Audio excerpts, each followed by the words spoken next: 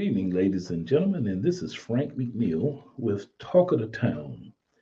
And man, what's been going on? I've been sort of indisposed for a number of weeks. I had some technical issues with my podcast, but I'm back now, and I'm happy to be back and happy to be able to share with you some of the things that are going on, not only here in Springfield but around the nation. And nothing's more important than what's happening with the hurricanes down in the southern part of the United States. My home state of North Carolina, especially the Asheville, Chimney Rock, Black Mountain area, is devastated. One of my classmates that graduated from college with me down in Durham, North Carolina, he lives in Champaign, and he was on the way home. And I called him and he said, "Man, I'm on the way home and I'm in Knoxville, Tennessee." And he said, "I think I'm going to spend the night here and drive on in." Well, I talked to him Sunday and he said, "Man, it was just unbelievable." He couldn't get out of Knoxville because of Interstate 40 runs from Knoxville, from Asheville and Knoxville to Nashville on into, Southern Illinois, below Southern Illinois. But anyway, Interstate 40, the main highway through Asheville down into Winston-Salem and on into Durham and on down east North Carolina. It's devastated up through Asheville. And he said that the area that he couldn't get from Knoxville to Asheville, and he wanted to turn around and get over to I-80, not I, but 81 is a major highway through there to go over to 77 South. 77 South runs from predominantly Charleston, West Virginia, and it takes you all the way into basically Winston-Salem, North Carolina. Well, you pick up 52 out of Virginia, but you pick up 74, and that's a new highway, 74. Once you hit into North Carolina now, and you travel into, and it runs you right into Winston-Salem. You go through Mount Airy. I'm sure you Andy Griffith fans know where Mount Airy is. So anyway, he got himself into, and he said he turned around and said he went to Knoxville, and he and his wife couldn't get a hotel room because either the hotels were full or they didn't have power. So he basically ended up spending the night in his car before he could get through the morass to get out of there. And he said it was just terrible. Now, I want to talk just a brief bit about misinformation and disinformation that to me is scandalous that a person that was the president of the United States would just blatantly lie about services that are being given to people who are destitute, in desperate need, and you confuse them and you give them disinformation to give them, not to give them hope, but to give them despair, so that hopefully you, excuse me, can be the beneficiary of a vote. I mean, I can't find anything more despicable than what the former president is doing. And to say the things, and this is where I reach out to the good people, to the good people that know better, to the good people that have concern for those in a desperate situation. How do you allow this man to convince you that he has done something good? How do you see that? Marjorie Taylor Greene, Congresswoman from Georgia, voted against the FEMA legislation funding, and now she's saying she's got to have help. This is where you cut the politics for the benefit of the people. And it just seems like this crew of people cannot rationalize and differentiate between I'm a partisan. I'm very partisan. But I understand that there's sometimes you have to vote for the best interests of the people and the country. How do you not get that? There's a time when you put partisanship aside and you do what's right for the people. And it seems like, we can't find people anymore who understand there's a difference. Now, moving on from North Carolina and down, and now we're in Florida, and they're having a difficult time because Milton, Hurricane Milton is now a second phase of destruction is headed that way. And it's partisan, and I really didn't like the guy, Ron DeSantis, governor of Florida. Even he hasn't said anything stupid like the former president. He's out trying to help his people. He's trying to make sure his people are provided the services. Senators, representatives in North Carolina have come out and said, this is not true. What former President Trump is saying about the services. And then I'm going to get on a couple of the newscasters. Now, the devastation in North Carolina is some people are isolated. They're not even roads. And I've driven through Asheville up through 40 many times, being that I'm from North Carolina. And my son and I used to comment, how in the world did they get back up in it? You can see these houses, back up on the hills, and you say, how in the world do they get back up in there? And what if it snows? How do they get out of there? Excuse me. And so what you're now seeing is that it's great when the weather's fine, but when you have the kind of devastation yet, these people are isolated. These roads are nothing more than dirt roads that lead up in there to their homes, and they got beautiful homes up in there in these hills. But now they're isolated. You can't get in, and you can't get out. So if you can get to and when FEMA comes in, they set up sites where you can come to if you can get there. And some people can't get there. And so for a newscaster to go to a lady that was sitting in her car coming to the site to get services, to get help, to get water, to get food, to get whatever they were giving away, to ask her, did somebody come knock on your door? How asinine can you be? Let alone, did they come knock on your door? The FEMA people, just like anybody else, they can't get up in there. Excuse me, they're having difficulty finding spots for the helicopters to land that's bringing in aid. And they're bringing in massive amounts of aid, whatever they can get, however they can get in, through truck, through helicopter, through however they're doing it. They're getting aid, and some people are being serviced. But yes, some people, who are having difficulty getting out of their area, they're not going to have a FEMA person knocking on their door. It's just asinine. So, with that said, uh, all I can say is let's send out prayers to those people up in North Carolina and in Florida and South Carolina and Georgia and Tennessee who've been devastated.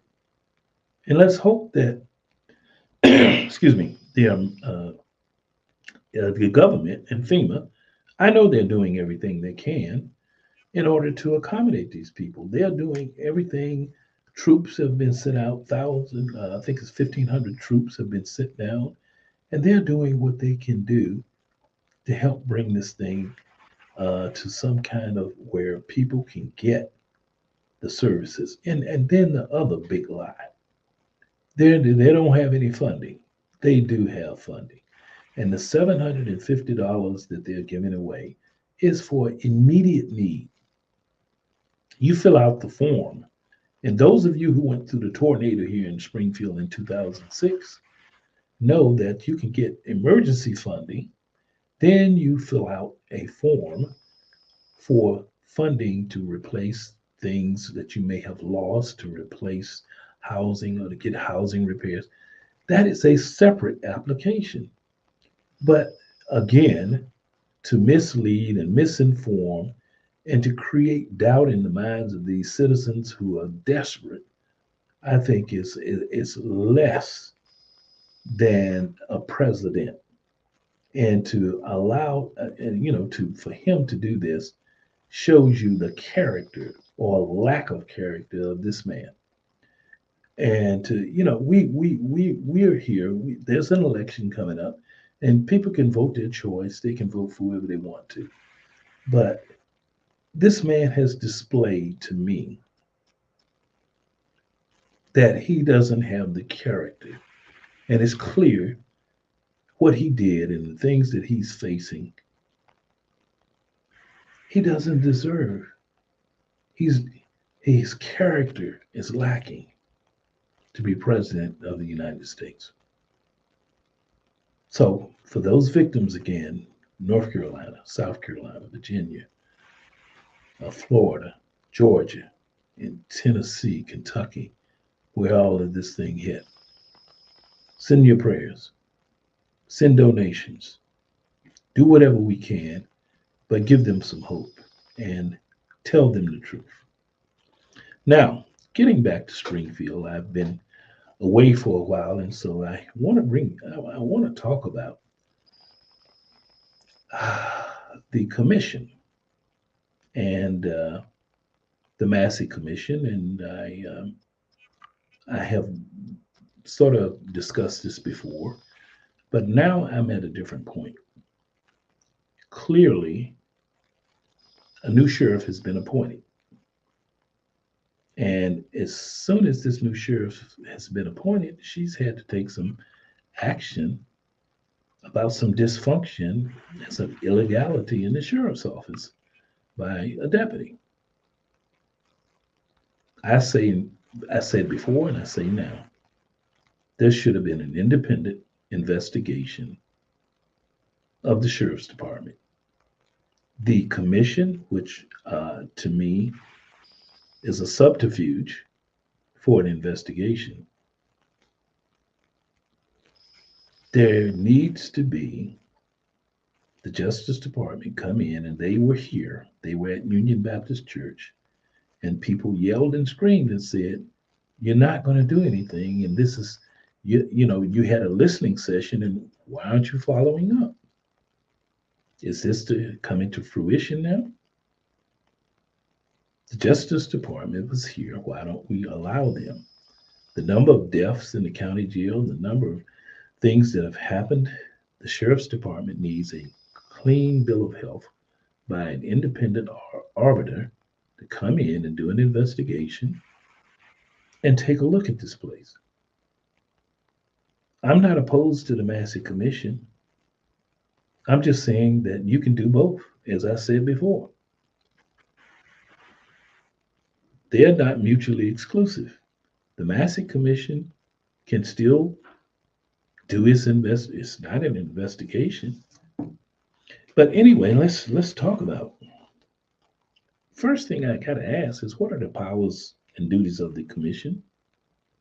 To me, I'm not real clear on that, and I question uh, how do we arrive at. They needed $100,000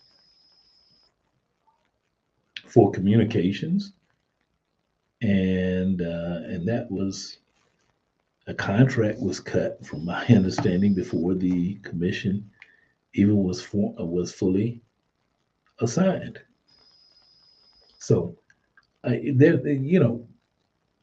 wanting the commission to do something constructive, but then you start creating these situations where you have to question.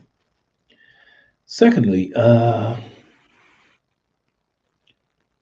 what was the rush?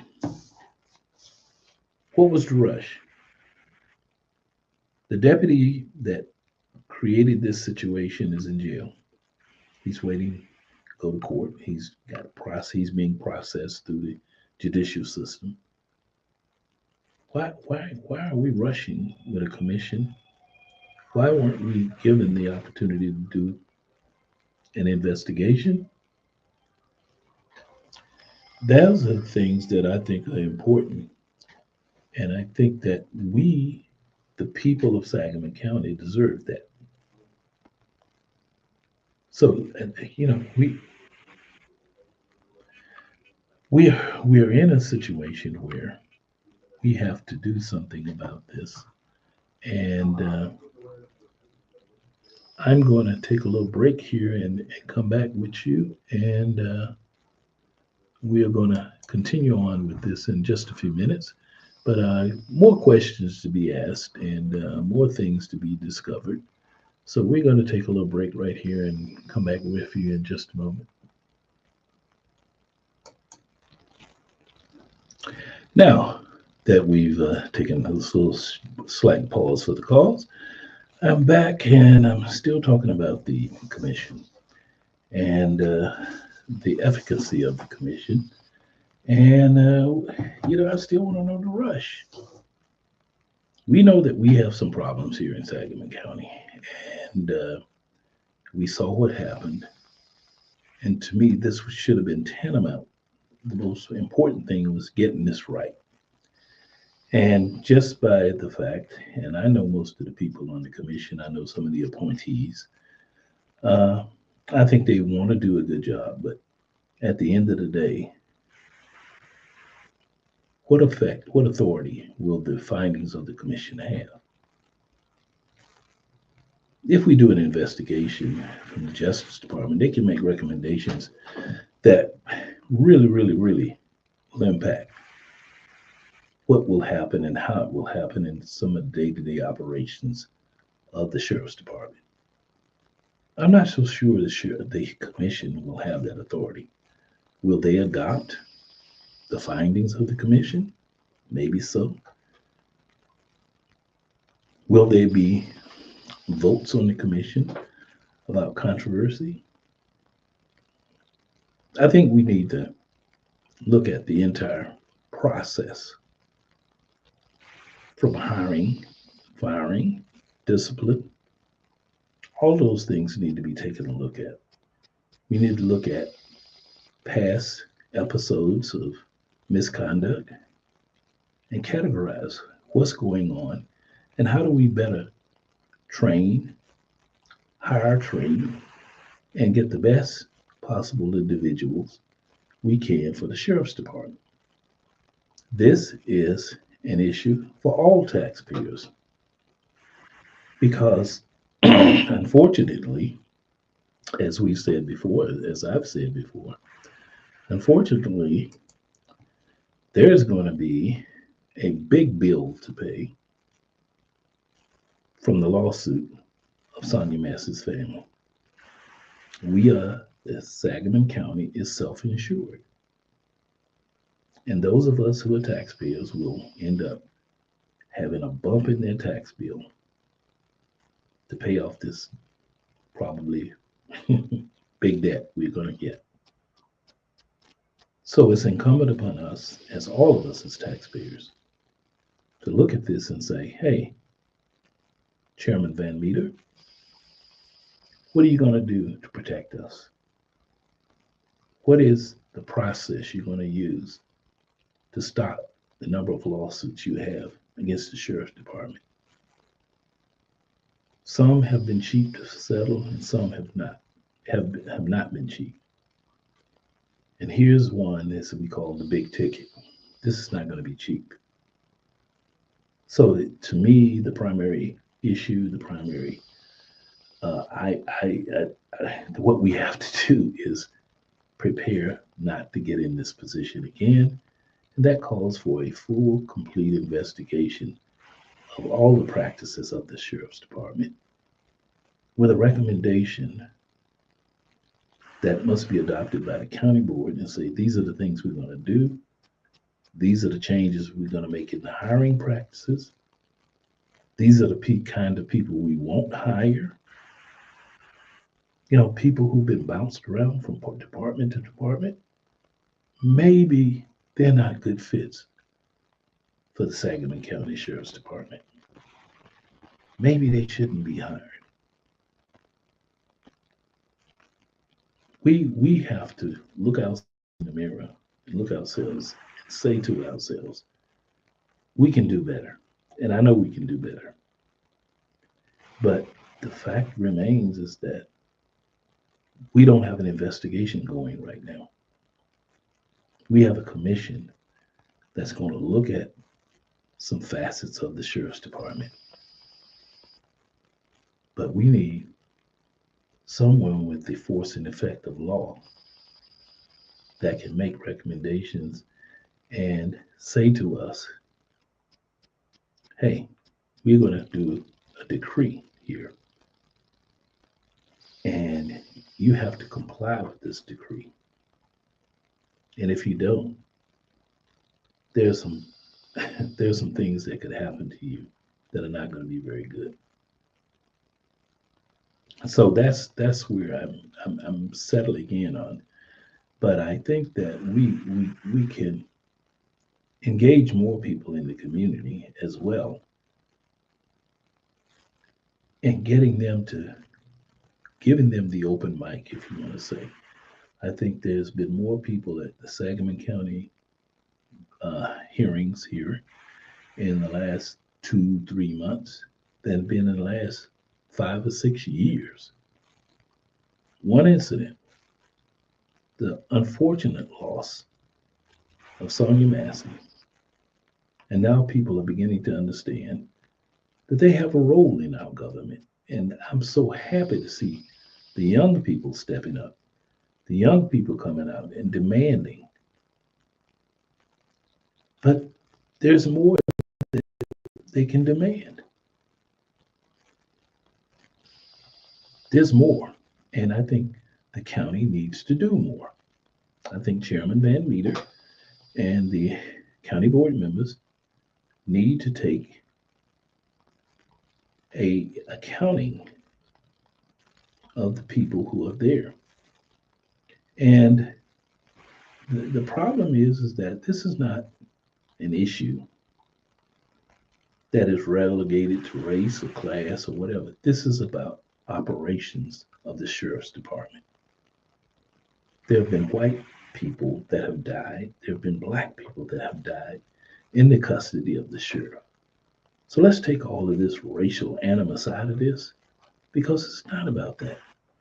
It's about the operations of a department that's accountable to the citizen.